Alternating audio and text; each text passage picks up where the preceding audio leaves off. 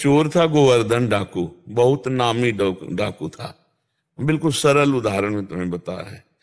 तो एक दिन राज कर्मचारियों ने उसका पीछा किया, अब वो भागा, घोड़ा भी छोड़ दिया, पैदल भागा। तो एक जगह देखा बहुत सत्संग हो रहा था, कथा हो रही थी।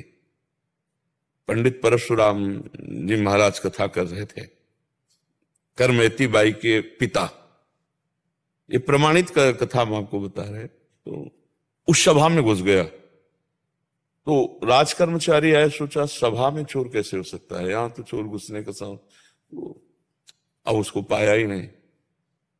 जब कथा 2-3 घंटे बाद समाप्त हुई तो कथा का प्रसंग चल रहा था।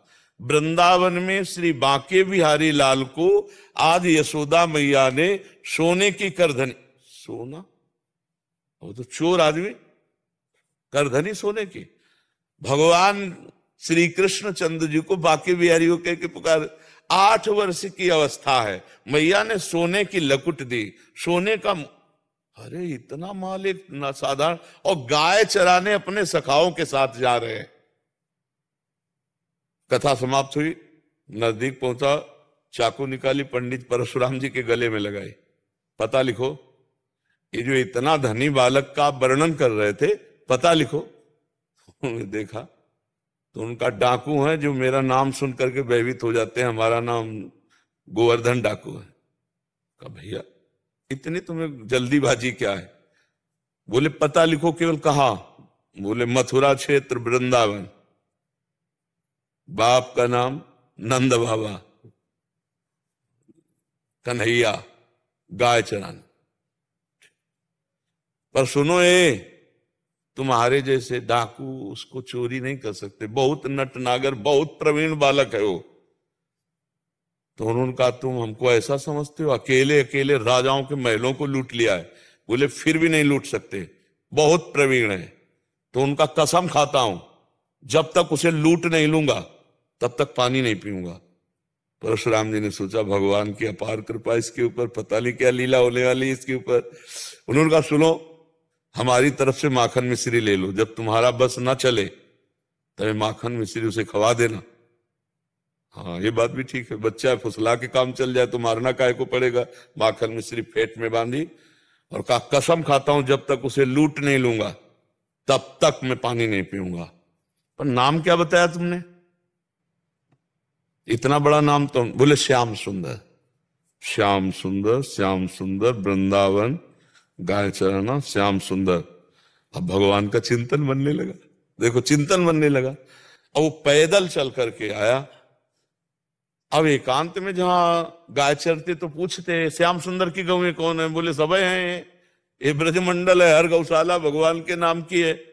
नहीं, बोले वो जो यशोदा मैया ने श्रृंगार करके चराने में, बोले वो तो कथा में लिखा है, प्रकट में थोड़ी अब रह गया। अरे बोले नहीं, पंडित जी झूठ नहीं बोल सकते।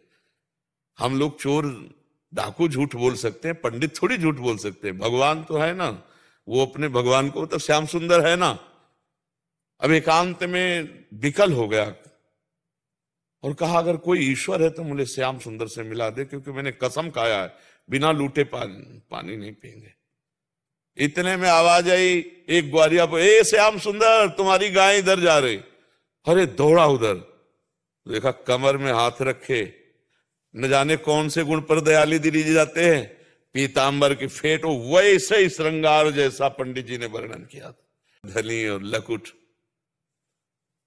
उसने हर चाकू निकाली, हर सखा को, वो सब सखा दिव्य, वो गायें दिव्य भगवान ने प्रकट की थी। सब सखाओं का भाग जाओ नहीं मार डालेंगे। भगवान ने इशारा किया कि जाओ इसको हमें एकांत में निहाल करना है। बोले हाँ बोल रहे। बोले तू डरता ले क्या? बोले अब काल से भी नहीं डरते, तेरे से क्या डरना है। बोले मेरा नाम नहीं सुना होगा इसलिए तू डरेगा। अभी मेरा नाम गोवर्धन डाकू, तो गोवर्धन ही तो नाम है ना, मेरा नाम गोवर्धन धारी है।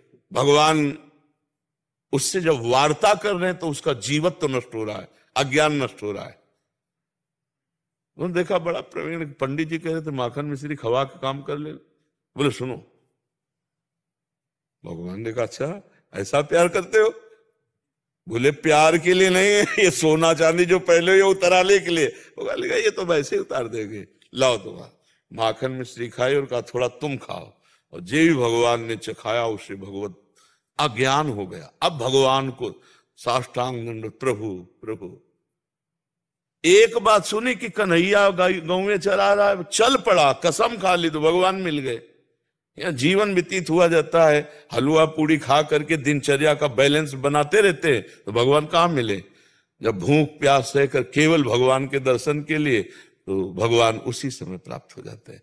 हम लोग सुनते बहुत हैं, समझदार बहुत हैं, नहीं करना चाहिए ये भी जानते हैं, लेकिन भजन ना होने के कारण हम उसको उतार नहीं पाते हैं। भजन शुरू करो, अभी बात बन जाए।